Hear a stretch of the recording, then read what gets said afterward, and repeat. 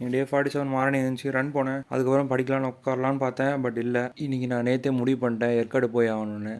வீட்டு பக்கத்தில் இருக்கனால ஏற்காடு எத்தனை தடவை வேணால் போய்க்கலாம். வருஷத்துக்கு ஒரு தடவை மினிமம் போயிடுவேன். போர் அடிக்காது, புதுசு புதுசாக பார்த்துட்டே இருக்கலாம். பட் நிறைய பிளேசஸ் பார்த்துட்டேன். அதனால் இந்த ஏதோ புது இடத்துக்கு போகணும்னு நினச்சேன். கிளியர் ஃபால்ஸ் நான் போனது கிடையாது. அங்கே ஒரு 250 ஸ்டெப்ஸ் பக்கம் கீழே இறங்கிட்டு கிளியர் ஃபால்ஸ் போனோம். அங்கே வந்து ஃபால்ஸில் தண்ணி வரல, ரொம்ப கம்மியாக தான் இருந்துச்சு. மழை வந்தால் தான் நிறைய வரும்னாங்க. நாங்கள் கொஞ்சம் லேட் சீசன் ஆயிடுச்சு. பரவாயில்ல, நல்லா வியூ நல்லா இருந்துச்சு. நல்லா கேமரா இருந்திருந்தால் சூப்பராக எடுத்துருக்கலாம். அப்புறம் தண்ணி எவ்வளோ தான் கம்மியாக வந்தாலும் செம ஜில்லுன்னு இருந்துச்சு. கால் வச்சா ஒரு 10 செகண்டில் ஃப்ரீஸ் ஆகிற மாதிரி இருந்துச்சு. அப்புறம் அங்கேருந்து அப்படியே வந்துட்டு வேற எங்கே போகலான்னு யோசிச்சு எல்லா இடத்துலையும் நாங்கள் போயிருக்கோம் ஆல்ரெடி. ஸோ அதனால் அப்படியே போட்டிங் போய் ஜாலியாக போட்டிங் போகிறதுல என்ன சோகம்னா, நம்ம இஷ்டத்துக்கு எப்போ நம்ம பேசி ஏற்ற மாதிரி போய்க்கலாம். அப்படியே ஒரு பைரட் மாதிரி ஃபீல் பண்ணலாம். நல்லாயிருக்கும் அந்த ஃபீலிங்கு. அப்புறம் அங்கேயே சாப்பிட்டுட்டு திரும்பி இறங்கி வந்து ஆனிமி பார்க்க ஆரம்பிச்சிட்டேன். ஃபயர் ஃபோர்ஸ் சீசன் 3 இப்போ வரைக்கும் ரிலீஸ் ஆன எபிசோட் வரைக்கும் பிஜ் வாட்ச் படி பார்த்துட்டேன். இனிமேல் புதுசாக எதுவும் ஆரம்பிக்க போகிறதில்ல. வீக்லி எபிசோட்ஸ் மட்டும் கேட்ச் பண்ணி விட்டுக்கலான் இருக்கேன். அப்புறம் என்னோட சப்ஸ்கிரைபர் ஒருத்தவங்க கண்டென்ட்லாம் ஓல்டாக இருக்குது, ஏதோ புதுசாக ட்ரை பண்ணுங்கன்னாங்க.